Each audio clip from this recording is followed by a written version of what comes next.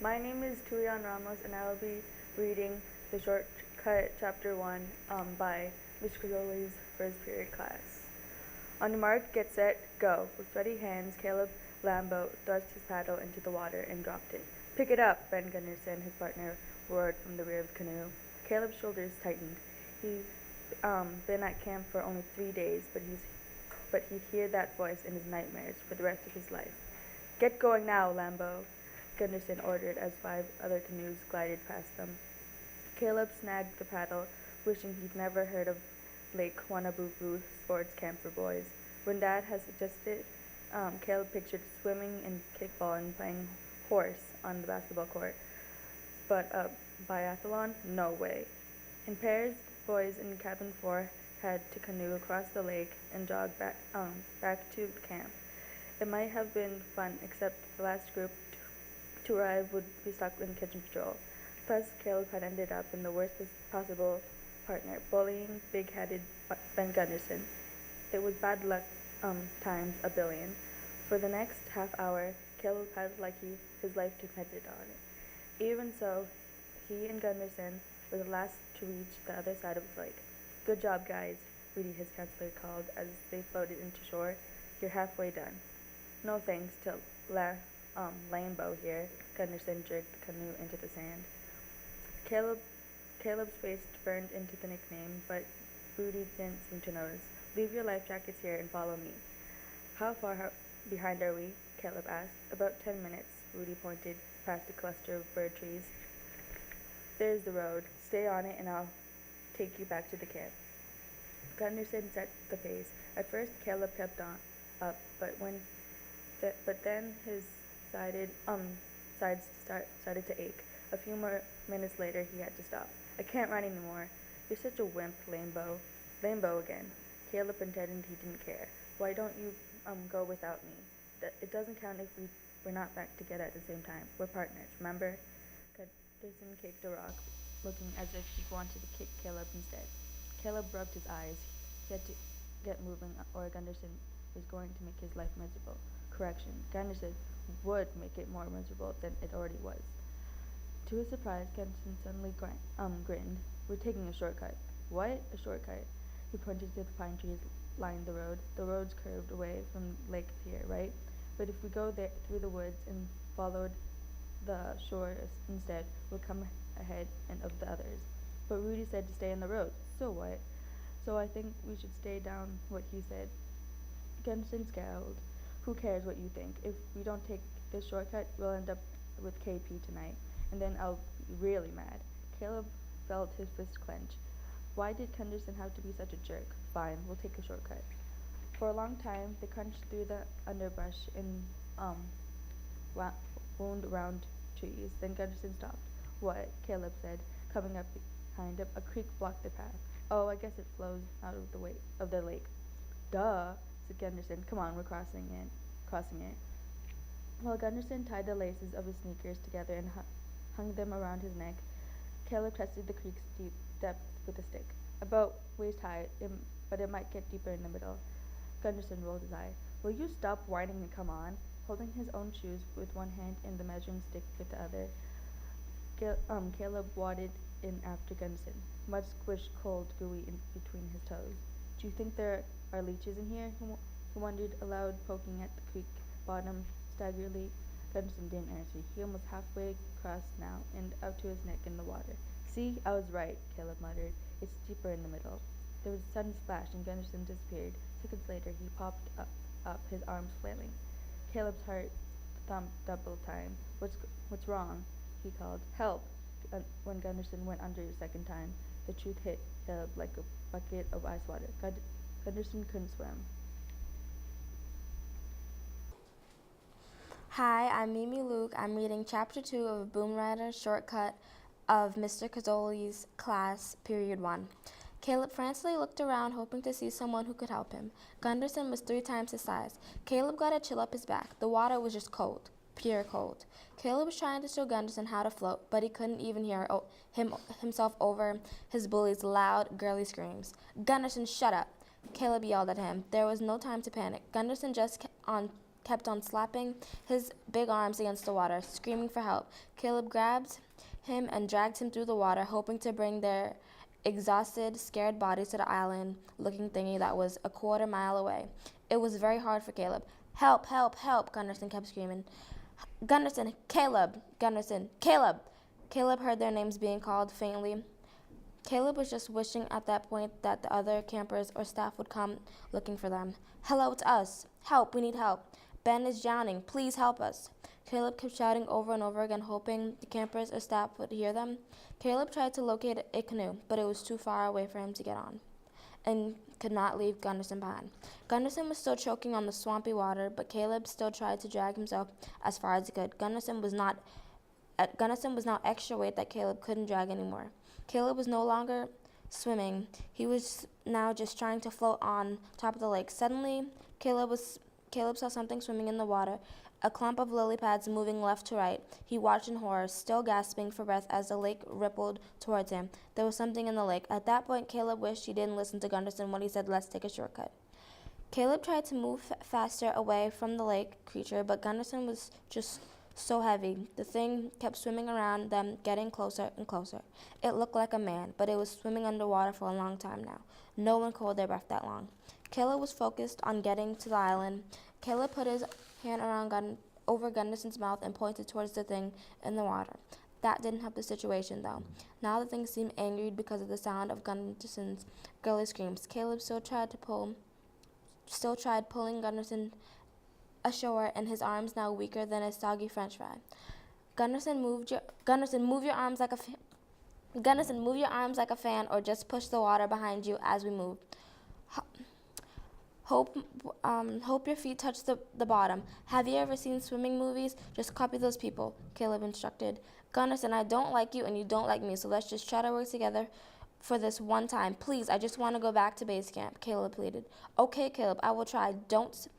Don't speak of this to anyone, struggled Ben while gurgling the disgusting lake water. I am really scared right now. So how are we going to distract the thing?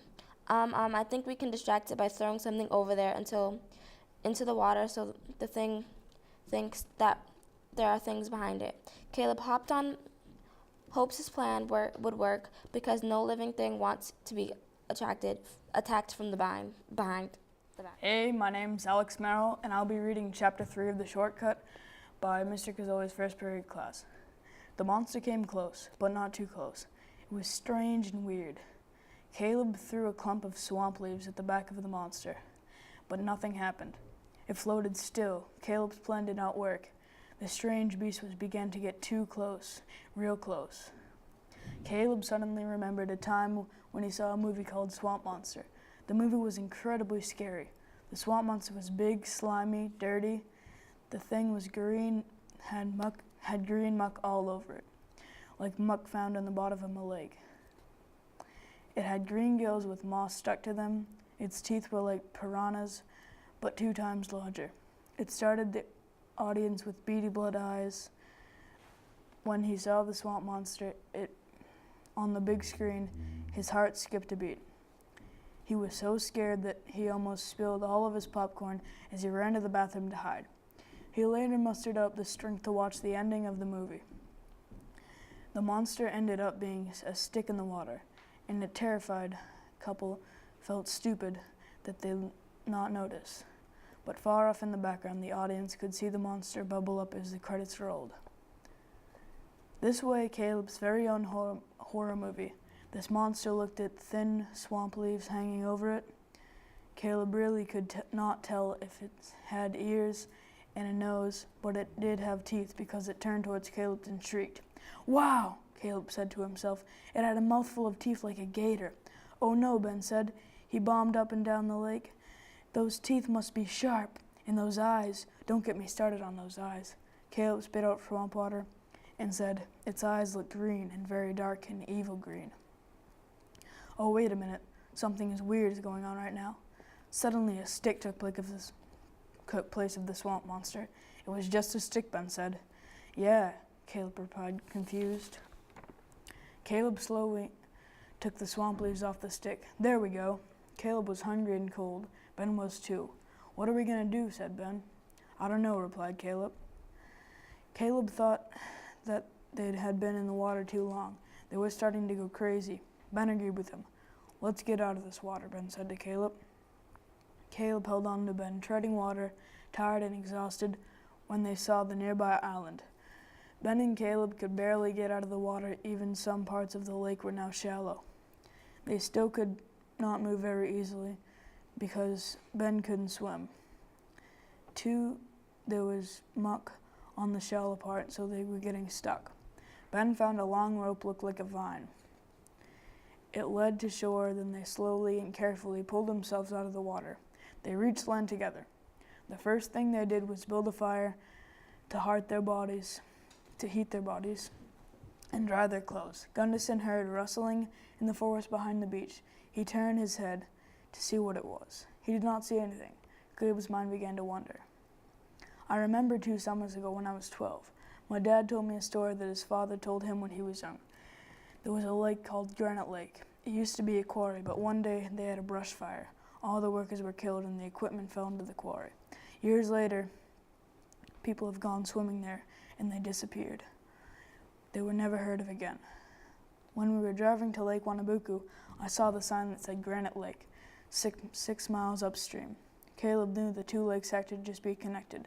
That also means there must be more than one monster." Hi, I'm Mimi Luke. I'm reading Chapter 4 of The Shortcut in Mr. Cazzoli's class, Period 1.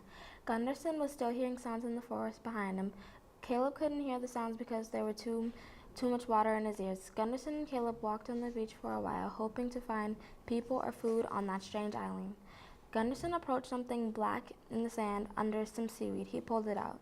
It was a wash jacket. "Yes!" Gunderson screamed it so loud, creating an echo. What did you find?" Caleb asked Gunderson. "A cell phone in this coat pocket." We can call the campsite to pick us up," Gunderson replied. "The number is 555-555-1635. "Then they should pick up," Caleb responded. They used the cell phone to call the camp, but the signal was really bad. The camp didn't pick up the first or the second time, but Rudy did pick up the 3rd time around. Rudy, is that you?" Gunderson said fast into the phone loudly. Yes, it is. "Who is this?" Rudy asked. "It's us, Ben and Caleb. I wanted to win so badly, so I decided to convince Caleb to take a shortcut with me. I couldn't swim. There was something stalking us in the water. I swear I saw something. I heard noises too. They were freaky noises. What are we supposed to do? We are stuck on this mysterious island," Gunderson cried. He was scared as a kid roaming in a haunted mansion. What island?" Rudy said, barely getting the words out. "This island. Hold on. There's a sign. It says Granite Island," Gunderson said. "Okay, stay put. I'm on my way with a search party. Don't move and stay near the shore. Whatever you do, don't." Rudy was cut off. "What? I can't hear you. Hello?" Gunderson said. Rudy was cut off. They sat on the island thinking about what he wanted to tell them. Rudy was there in 15 minutes with his best friend Charlie. They powered through the lake in a motorboat. Charlie was a tall man with short brown hair, so Caleb and Gunderson got on the boat with Rudy and Charlie. They turned back to safety until boom, thump, thump, something hit the boat. Rudy's friend Charlie leaned over the side to look at what the sound was caused by. Something pulled him into the water. "Ah!" Caleb shrieked. The boat was sinking slowly. The sound must have come from the creature that put holes in the boat. They weren't that far from the island, so Rudy decided to protect them. Rudy jumped in to distract whatever was in the water, letting his campers have time to get back to the island. He was such a good swimmer, he quickly caught up to Ben and Caleb. They reached the island 5 minutes later. Gunderson had so much trouble moving through the water. Luckily, it was shallow, and Caleb and Rudy helped him. Back at the camp, they would probably be settling down to have a nice dinner. But since the island was deserted, Caleb and Gunderson had no way of getting food. Caleb and Gunderson didn't eat for a while. They were so hungry. And to think of it, it was all Gunderson's fault. He just wanted to win that race so badly. But look where it got them. Now back on Granite Island, Rudy, Caleb, Gunderson were trying to find anything they could eat, from berries on trees to vegetables and fruit on the ground. They weren't satisfied because most of the food wasn't even ripe or probably not even supposed to be eaten. The fruit and vegetables really got to Rudy. It messed up his stomach really bad. Did he eat poison ivy? What was Was he allergic to one of the things he ate? Gunderson and Caleb couldn't do much to help Rudy because they didn't know what was wrong with him. All they did was lay him on the sand and hoping the creature didn't take a U-turn back to shore. But then it was dark, but the moon's reflection was bright up against the lake and gave the boys some light. After Rudy fell asleep, Gunderson and Caleb decided to walk up into the wood and see if there were any old houses or maybe other people on the land. It was really late, but then neither Caleb nor Gunderson and Rudy knew what time it was. Rudy was really out of the question by then because he was still feeling sick.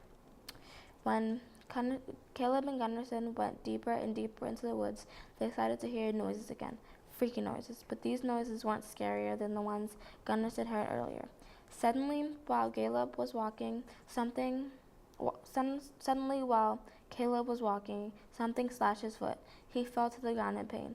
Gunderson shot a glare at Caleb and then the huge gash on his leg. "What cut your leg?" Gunderson said. "I don't know what cut my leg, but it's really hurting me." "Can you help me, please?" Caleb replied. "Yeah," Gunderson said. Gunderson bent down slowly, grasped Caleb so he wouldn't fall again. Caleb put his left arm behind Gunderson's head because he couldn't walk with his leg cut that bad. They walked slowly back to Rudy while watching their step. Rudy was nowhere in sight. He was gone.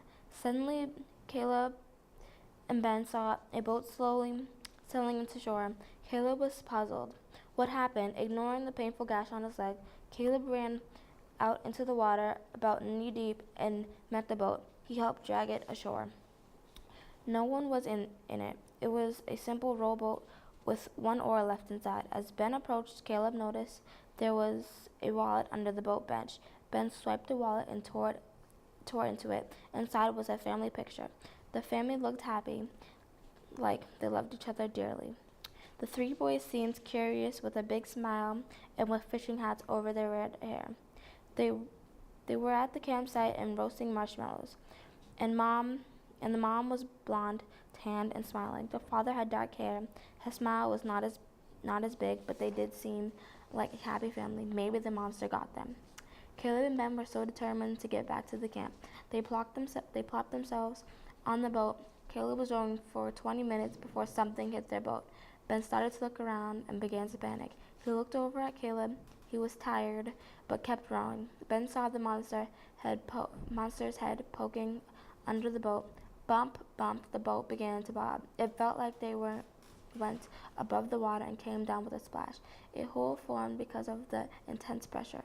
Water started to fill the boat and began to sink. The two boys were in shock. Ben and Caleb didn't know what was happening, but it felt like something was pulling them into the water. No one happened to Ben and Caleb that summer because they were never found again.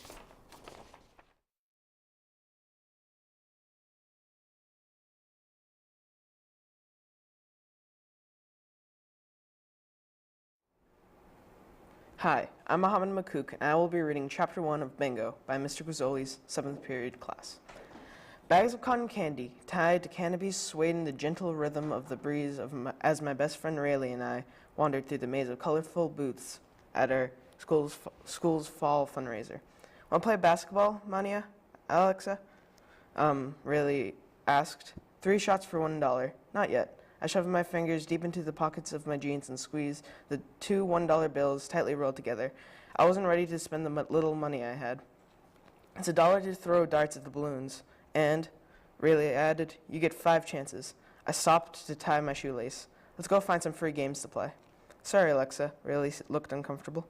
I keep forgetting your dad lost his job." "No problem. I wish I could forget so easily, but it was hard when Dad talked about was more bills and less cash, and how we couldn't even buy Mom a birthday gift this year." "How about the 3-legged race?" Rayleigh asked. "It doesn't cost to play, and the winners get a free bag of popcorn." "Fun and free. Perfect," I said. We ran to the field where participants collected their ropes, besides a couple of teenagers. Most of the kids lined up to the race were younger than Rayleigh and me. "I think we can win," Rayleigh whispered.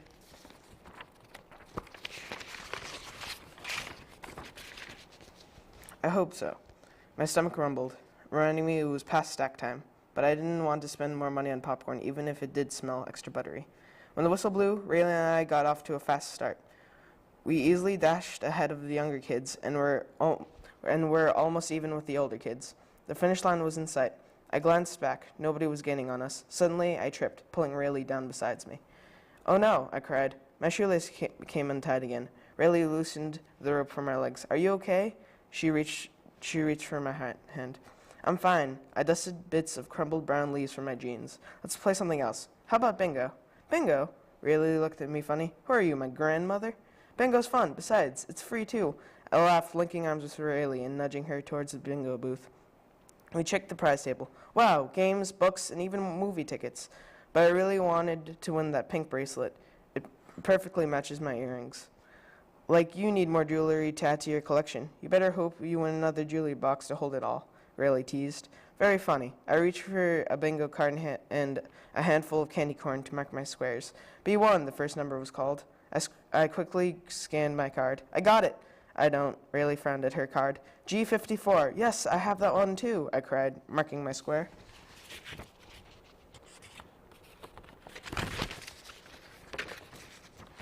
"Me too," Rayleigh sounded a little more enthusiastic. As more numbers were called, I squirmed every time a kid yelled bingo. What if somebody took my prize? I knew the only way I would ever win the bracelet needs arcade, but no way, had become his dad's motto since he lost his job. Somehow, I didn't think he'd consider that pink bracelet a need, but really, it was both. I wanted it and needed it to go with my earrings. Oh, 62. I marked my fifth square, completing a diagonal row of candy corn. "Bingo! Bingo!" another kid yelled at the same time. We both raced towards the prize table. Yes, my bracelet was still there, but I noticed something else. Barely visible beneath the floppy ear of a stuffed bunny was a red brooch.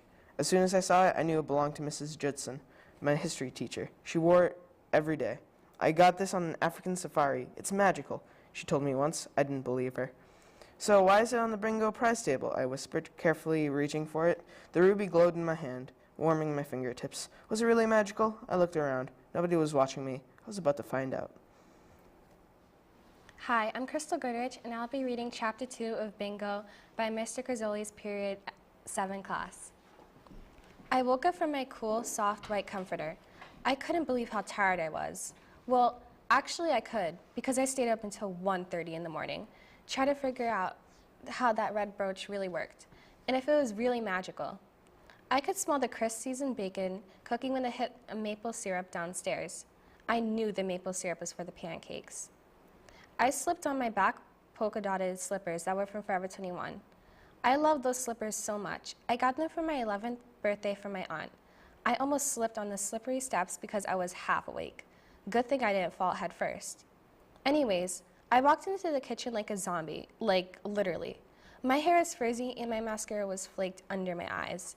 This made me look like I had dark circles under my eyes, plus the smudge lipstick made me look like I had been beaten in a brutal high school fight. I didn't feel like washing my makeup on last night. A lot of girls have those lazy nights. My mom, dad, and brother were waiting for me at the breakfast table. "Ha, Alexa looks so ugly. Like always," my annoying rascal brother said. "Shut up, Drake. Like you're attractive? You look worse than a hippo that just woke up from a nap," I said. I knew that was a lazy reply, but it was good enough for a half-awake person. Jake is 6 years old and as annoying as a little brother could be. Once he even pulled a prank on me. He acted as a weirdo texting my phone, pretending he was a murderer or a stalker. I got really paranoid and could not go to sleep for 5 days. Those were really stressful nights, wondering if someone was going to break into my house, run into my room, and just kill me. I caught him under my bed and put two to two together. The little jerk. Finally, I could sleep peacefully. I grabbed a banana, orange, and cantaloupe and cut them into little pieces to make a fruit salad. It was really delicious. Then I sat down to eat the soggy cold pancakes. But I couldn't really blame anyone because I did wait an extra 15 minutes to eat them. After I was done eating, I put my plate in the sink and dashed upstairs to my room. I remembered that I laid the red brooch on my nightstand before I went to sleep last night. It was the weekend. I had plenty of time to see what this brooch really did. But of course, my mom had to interrupt me. "Alexa, get ready, we're going to Grandma's house," my mom shouted from downstairs. Okay, Mom, I'm getting ready now, I replied back. I wasn't that enthusiastic about going to my grandmother's house. It's really boring there. There's not even a laptop there, or Wi-Fi. How could people survive in that house? Anyways, I took a shower and reapplied my makeup. Then I put a new spring outfit on that I've been wanting to wear since like forever, but it's been too big. Well, that's what my family said. They think I'm a little too skinny, but I don't see myself as skinny at all. I know, maybe I'm like all teenagers in the books.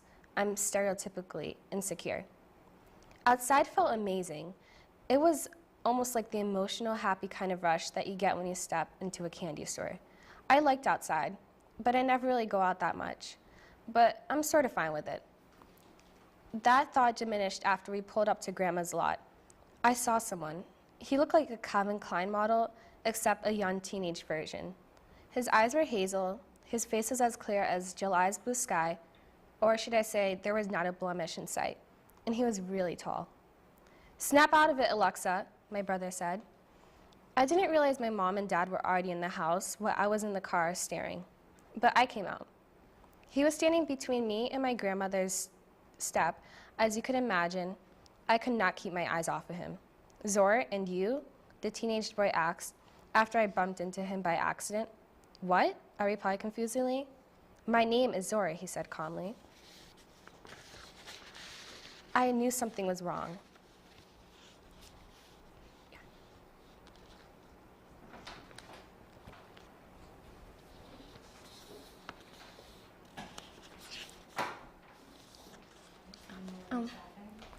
Oh, I think I forgot a part. You forgot a part? Yeah, just like a little part. Yeah, just a little part. Okay. Oh, should I continue? Well, you guys gotta read the whole thing. Yeah, So where did you leave? What did you? right here. And then this is the last part. Oh, that you forgot. Okay. Yeah, So all right, that's fine. okay. Oh, Alexa, I said nervously. I began to wonder what his name meant. Zor. I never heard such a name before. So this is your grandmother's house? Zor asked politely. Yep. Wait, who are you anyways? I asked curiously. Oh, I'm your grandma's neighbor. You ever heard of me? Zor asked curiously. No, actually, I haven't, I said a little rudely. Well, I mow her lawn in the summer, shovel up snow in the winter, Zor said happily. That's cool. Well, I better get inside, I said nervously. Oh, I'm coming too. Your grandma wanted me for something. Suddenly, I think the brooch's magic was kicking in. Hi, I'm David LeBreton, reading Chapter 3, Bingo, by Mrs. Cazzoli's 7th period class. Chapter 3. Zor told me that he had to go check on his mother and said that I should go inside to my grandmother. I gave him a sour look. I know that I did not have to be rude to Zor, but I shouldn't let him know how I really feel about him. Besides, this time, rude was easy. I didn't like to be told what to do. My grandmother's old-looking house always scared me. My grandmother greeted me with a small hug as I walked through the big, heavy door that screeched. I grabbed a few homemade cookies and went to watch TV. I sat down near a window and looked out only to see Zor still there. Why is he still there? He was wearing all black and standing underneath a shady tree. I stared, watching a TV show, and there was a weird creature. There was this vampire with pale white skin, but he was dressed in all black. For some reason, it reminded me of Zor standing under the tree. Just 20 yards away, I shrugged. I didn't really care at this point.